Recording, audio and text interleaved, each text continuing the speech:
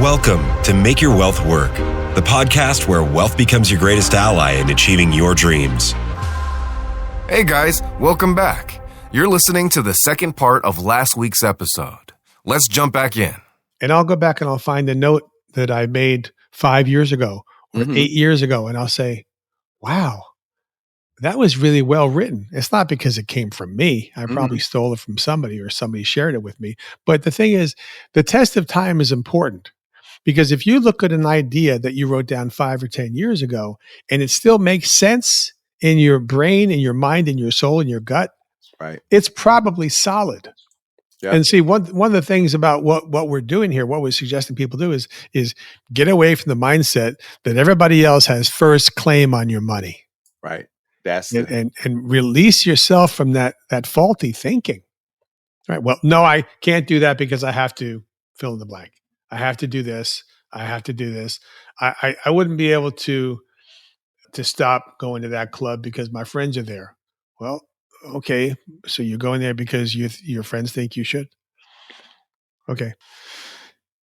Yeah, it's a matter of clearing out the shelves and getting ready for a new way of thinking and giving yourself time, because that's another issue is with our instant economy and with everything needing to be immediate gratification. That's why the focus, it's really a faulty focus. People are asking the rate of return question because they don't know any better question to ask. They're not honoring that question in their own lives. They're not looking at the rate of return on that new motorcycle I just bought. They're not looking at the rate of return on that new trip they just took. They're not looking at rate of return on anything else that they're spending, but on the few pennies that they want to put here or there, right? But it's not a matter of getting rich tonight. It's about creating wealth. And what if it takes 10 years? What if it takes 30 years? What if it takes 30 years for you to build up $1 million? What are you going to say? Well, that's not worth it. Okay, Right. So what's the alternative? Getting to 30 years from now and not having, and whatever the number is, not having the $1 million. Okay, you want to get $1 million in 30 years? You got to save $30,000 a year at zero interest. Right. Or maybe it's $20,000 or $15,000 a year at some interest component, right? But in order to create wealth, you only have to have a few things. You have to have capital. You have to have time. You have to have some return of some kind. And you have to have freedom from tax. Because if you put money into a model that includes tax, then the tax may eat up the entire principal. And the key is you don't know. Right. So why not look at the opportunities to put money into something that would be free of tax? And I'm not saying you should put all of it, but you should at least consider it, because maybe the wealthiest people in the world have some money in a tax-free zone. Because people don't get their number one expense, or what I like to call wealth transfer, is taxes. And what happens is, like, if you look at a taxable account, they don't see it, because all they see is they look on the it's like sleight of hand. So all you see is the account growing, but you don't see the money because your accountant bakes it into the tax cake. So if you look at your tax return, you'll see the interest on the dividends or on the taxes. Because if you're paying them out of lifestyle. If you paid them out of the account, you would have a fit. You would, and so you just don't see it. And so you focus on the account growing. But even then, it's real money, but it's not real money, because you can't eat equity. Right. So, I try to focus people on cash flow. That's what you can go to beach and stay at the beach on cash flow. That's good. So if you want to play that rate of return game, you really have to look at all sides. Yeah. I have to subtract the costs that I'm expending and the costs that I'm losing, because I've chosen to finance my current lifestyle using some kind of a debt instrument, whether it's a credit card or a line of credit or a HELOC, right? I'm going into debt to finance my current lifestyle because I have to make the sacrifice to put money into a deferred account where I may or may not make a profit in the future. Right. It's not a system that actually works if you actually did the math. When Right. people are doing that type of following that kind of a protocol, because they're following the majority, they're following the herd and hoping, which is not the strategy. Hope is not a good strategy, and the herd is broke. The herd is broke. The herd is broke. So you're following. That's why there's 1%ers and 99%ers, right? And it's more in how they think and their behavior, not about, if you look at the Forbes, what's the Forbes 100, 1,000, most of those are first generation, you know, millionaires, or now they do billionaires, but most of it's not inherited money. A lot of these people started businesses, and like even if you read like the what is it called, The Millionaire Next Door, and one of my books is Success Secrets of Black Millionaires by Dennis Kimbrough. Similar thing, just focused on African Americans. If both of them ask, well, how did you become a millionaire? What credit do you give they both say stockbroker, but right now that term would be wealth manager. Sure. How much credit do you give them for that? It's like 10, 11%. It's not, that's not what it, so they may hold it in equities, but that's not how you build it. Right. And so success leaves clues, but you've been lulled to sleep like, this stuff is too complicated. You don't have the time. I used to have a presentation I did when I was, registered rep. And we say, look, you don't have the time, the temperament, or the training to personally manage your own funds. So give it, basically all marketing in the financial world basically says, give your money to us. You're not smart enough. You don't have the attention to detail, and we'll give you liquidity, professional management, and diversification. Sounds like a bank. Sounds like a bank. Bank sounds like equities, the Wall Street, and we're not saying not do that, but like people say, "What do you do?" I will jokingly say I'm the anti-Wall Street financial advisor, but I'm not really anti Wall Street. I'm anti you not understanding the game, you not know what's going on, you with hope as your primary strategy. You make a good point about wealthy people on Wall Street. Next year, I'll celebrate 50 years in the business. And I do not have one client who became wealthy from investing in Wall Street. Now, I have clients with 7-figure balances in their Wall Street or market account, but they're secondary to their primary wealth vehicle, which is typically their business. Yeah. And or their investments. And they're putting a percentage of their money into a Wall Street account as an asset class. They're not relying on that asset class to create their wealth. They've created their wealth elsewhere, and they're going to put some money in cash, some money in Wall Street, some money in other things, some money in gold and silver, or some money in crypto, whatever. What people choose, place their wealth, to store their wealth, to hold their wealth, or maybe even to grow their wealth, is totally up to them. I'm completely agnostic about it, but the primary engine has to be something that you control. Right. It's like you got to put it in your system first. See if you can. It's like having a financial tailwind, right? If you can put it in a pool of money you control first, and then you can leverage that money to go buy those things. Now you get your money working in two places at the same time. And that's the part we miss, because and that's the part where you've got to examine, or get with a coach. When you hear that, stop fighting it. Okay. And because you're doing well, but what if you could do better? Yeah. That's you just described the wealth creator, the person who uses the asset that, like we've been talking about, as their collateral to go and buy capital assets that create passive cash flow, passive income. And now we're building up wealth in two buckets, as opposed to chasing returns and trying to leverage too much, buying one asset that may be cash flowing, but you're using toxic debt to finance it. And you're doing that because you're probably following the example of somebody else, maybe who's doing it correctly. And you're trying to take a piece of what they're doing, but not looking at the whole program. Right. What I try to do is, my goal, I don't know if I shared this with you, is I want to be the number one holistic planner in North America. Okay. And so, because I tend to, my mind works as I was looking at my Kobe from that event we met at with Kim, and I was like, wow, I really I'm a strange guy. The way I look at stuff, because I see the whole picture, but I can break it down to you in little bite-sized pieces. And I was like, okay, this works. This is why I see the world the way I do. Like, I don't see it that complicated. People have these little silos, as you put it, of where they store their money at. And that hurts them because you're putting so much money out of your control.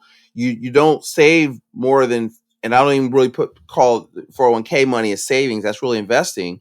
But they have to chase returns because they're not putting away enough capital. So you have to get 10%, 12% because you're chasing returns because you don't have any money. Whereas if you had a lot of money, you don't need to chase returns. And then so instead of that 28% you're giving away on a credit card, you recapture that, And so what people they don't really understand, even when I talk to investors, they don't really understand opportunity costs. So when we say you finance everything you buy, they get using leverage, but they don't understand when they pay cash, they financed it. Right. And so Which is called opportunity cost. So many people would say, well, I'm always on time with my credit card bill. I'm always on time with my mortgage, my car payment, my HELOC, you name it. Everybody's on time with the payments that they make to the bank. But if I ask them, so if you take out $20,000, I use that word intentionally, take out, because that's how it happens. You take out $20,000 out of your savings account. How do you pay it back?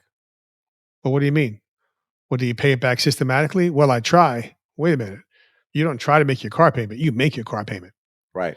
So you try to put the money back in your savings account after you've taken out. Well, what about interest? You pay yourself interest? Well, why would I pay myself interest? It's my own money. So wait a minute. What you're telling me is you'd rather pay interest to some stranger on their money and you'll never see that money again, but you're not willing to respect your own money at the same level that you respect the bank's money. See how you're thinking is not working for you?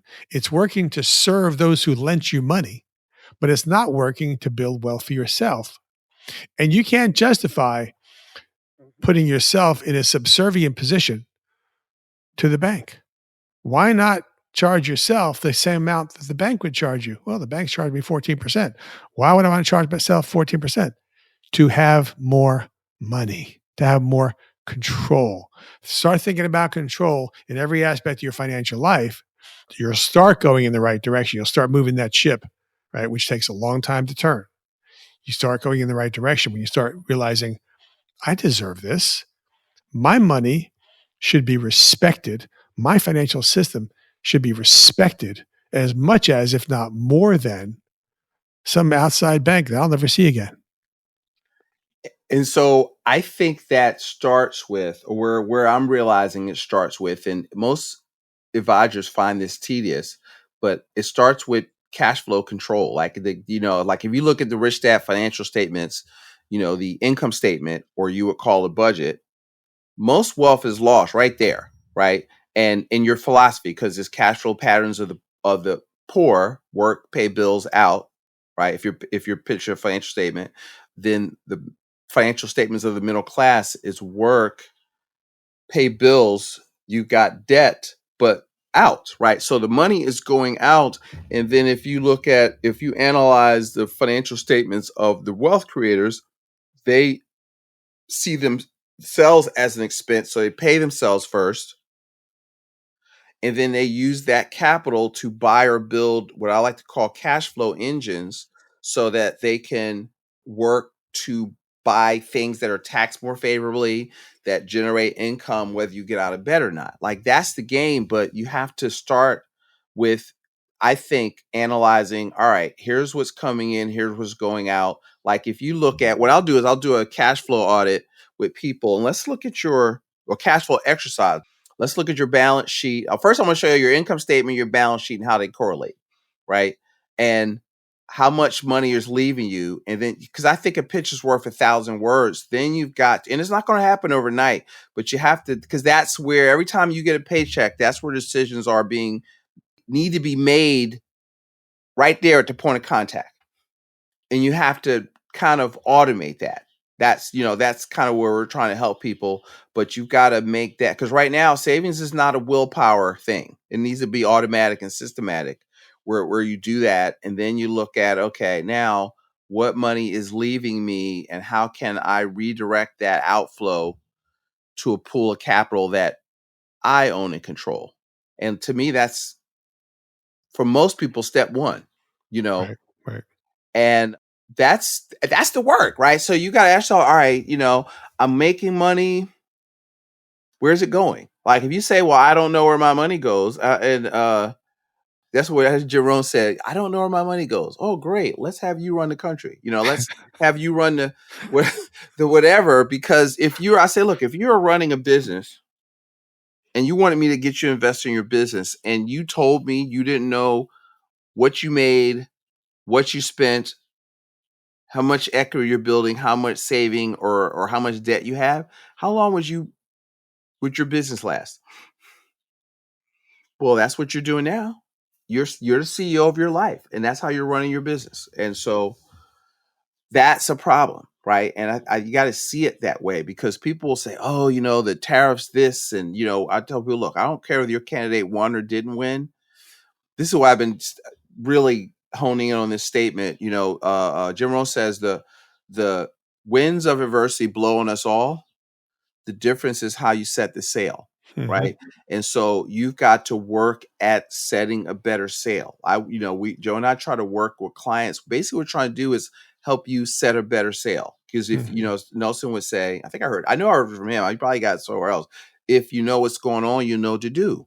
Right. So most of you don't know what's going on. You don't understand economics. You get your news from sound bites from people trying to win your vote, but if you understood policy, what they're talking about can't work and has never worked in the history of mankind. So, but you have to, again, you've got to, what's that movie I like? The Replacements. With my man Gene Hackman tells Keanu Reeves, said, listen, winners always want the ball, right, at the end of the game. And so the people that work with us want the ball. Like if you're a business owner, you understand that you already make, or a real estate investor, your money, your assets already outperform the S&P. And so, okay, you want to put more money in that thing that understand and control, or do you want to give to some fund manager 1,000 miles away you ain't never met and hope surely goodness and mercy will follow you all the days of your life? Like you just want to hope, you just want to hope they win. I don't think that's a recipe for success. So let me leave us with something that's simple, because I tend to think that the simplest truths are the ones that stick with us, right? If you take an executive who's making decent money, not crazy money, but decent money, a mid-level CPA at an accounting firm is making $200,000 a year. And what do they refer to when they say what their income is? They say, my take home is X. Right? I might make $17,000 a month, but my take home is something below that. Because guess where the taxes are taken out? They're taken out at the source, right?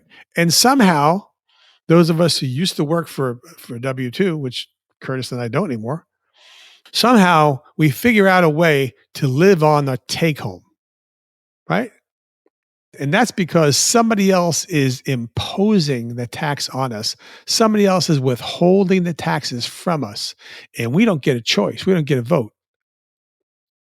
But now if you just take that a step further and say, well, what if I just impose that on myself? And I'll take the 10% out to give. For me, it's is giving to the Lord, right? I give that. And then the next 10% or more comes off. And you know what? I have to find a way to live on what's left.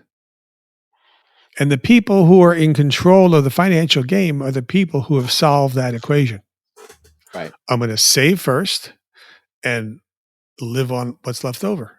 Then you have the other people who spend first and save if there's anything left.